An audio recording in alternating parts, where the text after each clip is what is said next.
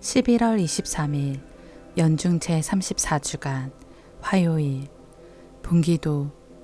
주님, 믿는 이들의 마음을 일깨우시어 저희가 거룩한 구원의 열매를 풍성히 거두며 주님의 자비로 더욱 큰 은총을 받게 하소서. 성부와 성령과 말씀의 초대. 다니엘은 네부카드네자르 임금의 꿈을 풀이하며 하느님께서 앞으로 무슨 일이 일어날지 알려주신 것이라고 한다.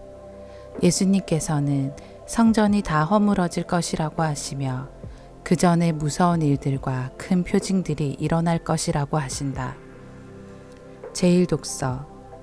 하느님께서 한 나라를 세우실 터인데 그 나라는 영원히 멸망하지 않고 모든 나라를 멸망시킬 것입니다. 다니엘 예언서의 말씀입니다. 그 무렵 다니엘이 네부카드네자르에게 말하였다. 임금님께서는 무엇인가를 보고 계셨습니다. 그것은 큰 상이었습니다. 그 거대하고 더없이 번쩍이는 상이 임금님 앞에 서 있었는데 그 모습이 무시무시하였습니다. 그 상의 머리는 순금이고 가슴과 팔은 은이고 배와 넓적다리는 청동이며 아랫다리는 쇠이고 발은 일부는 쇠로 일부는 진흙으로 되어 있었습니다. 임금님께서 그것을 보고 계실 때 아무도 손을 대지 않았는데 돌 하나가 떨어져 나와 쇠와 진흙으로 된 그 상의 발을 쳐서 부수어 버렸습니다. 그러자 쇠, 진흙, 청동, 은, 금이 다 부서져서 여름 타작마당의 곁처럼 되어 바람에 날려가 버리니 그 흔적조차 찾아볼 수 없게 되었습니다. 그런데 그 상을 친 돌은 거대한 산이 되어 온 세상을 채웠습니다. 이것이 그 꿈입니다. 이제 그 뜻을 저희가 임금님께 아뢰겠습니다. 임금님께서는 임금들의 임금이십니다. 하늘의 하느님께서 임금님께 나라와 권능과 권세와 영화를 주셨습니다. 또 사람과 들의 짐승과 하늘의 새를 그들이 어디에서 살든 다 임금님 손에 넘기시어 그들을 모두 다스리게 하셨습니다. 임금님께서 바로 그 금으로 된 머리이십니다. 임금님 다음에는 임금님보다 못한 다른 나라가 일어나겠습니다. 그 다음에는 청동으로 된 셋째 나라가 온 세상을 다스리게 됩니다. 그러고 나서 쇠처럼 강건한 넷째 나라가 생겨날 것입니다. 쇠가 모든 것을 부수고 깨뜨리듯이 그렇게 으깨버리는 쇠처럼 그 나라는 앞에 모든 나라를 부수고 깨뜨릴 것입니다. 그런데 일부는 옹기장이의 진흙으로, 일부는 새로 된 발과 발가락들을 임금님께서 보셨듯이 그것은 둘로 갈라진 나라가 될 것입니다. 그러나 쇠와 옹기 진흙이 섞여 있는 것을 보셨듯이 쇠의 강한 면은 남아 있겠습니다. 그 발가락들이 일부는 쇠로 일부는 진흙으로 된 것처럼 그 나라도 한쪽은 강하고 다른 쪽은 깨지기가 쉬울 것입니다. 임금님께서 쇠와 옹기 진흙이 섞여 있는 것을 보셨듯이 그들은 혼인으로 맺어지기는 하지만 쇠가 진흙과 섞여 하나가 되지 못하는 것처럼 서로 결합되지는 못할 것입니다.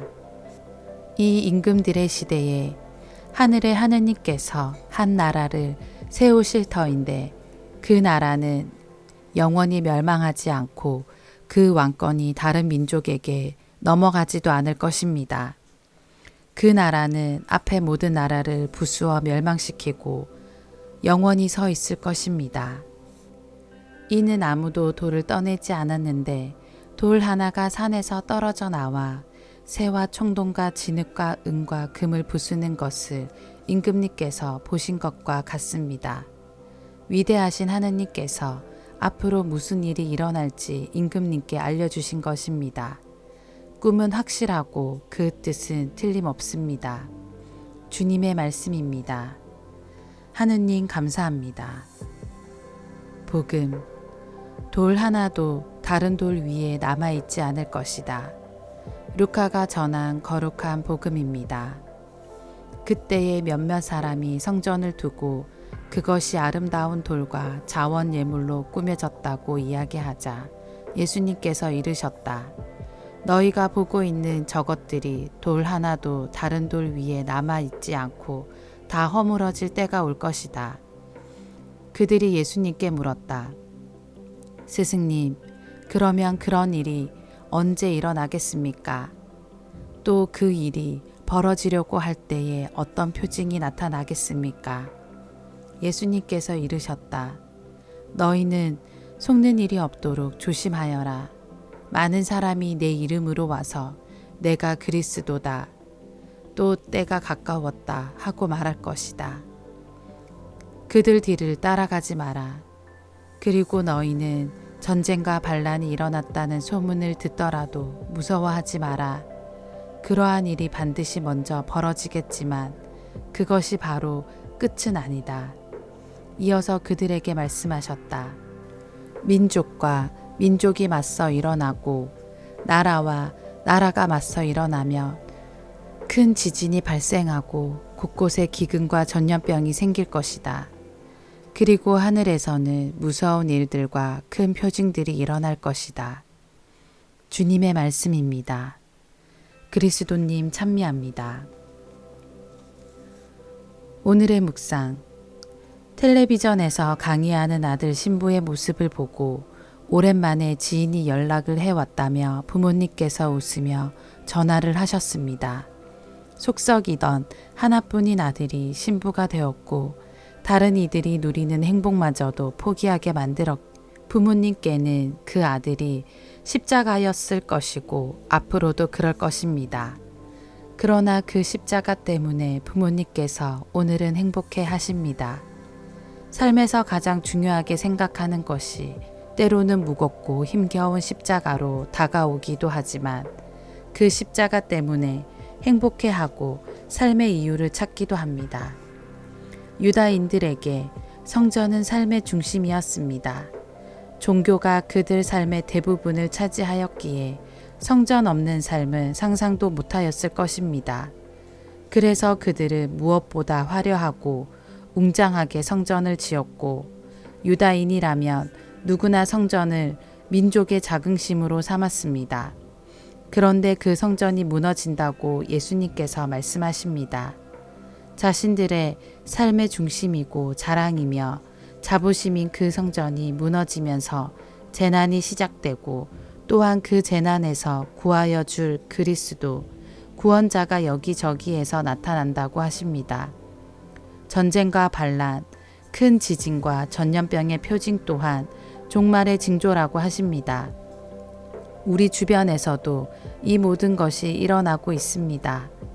일상의 삶에서 누군가를 미워하고 싸우며 누군가로부터 배신당하고 또 자신을 위해서 누군가를 외면하고 배신합니다. 그래서 많은 것을 잃고 고통스러워합니다. 그것이 십자가가 되어 우리의 어깨를 끊임없이 짓누릅니다. 우리는 지금 그 종말의 때를 살고 있습니다. 두렵습니다. 그러나 그것이 끝이 아님을 우리는 알고 있습니다. 예수님께서는 종말의 두려움보다는 그 삶에서 움트는 또 다른 희망을 이야기하십니다. 당신의 가치로, 당신의 사랑으로 다시 시작하라고 말입니다. 예수님의 사랑으로 자신의 십자가를 포기하지 않을 때 우리는 새로운 시작을 체험할 수 있습니다. 아멘.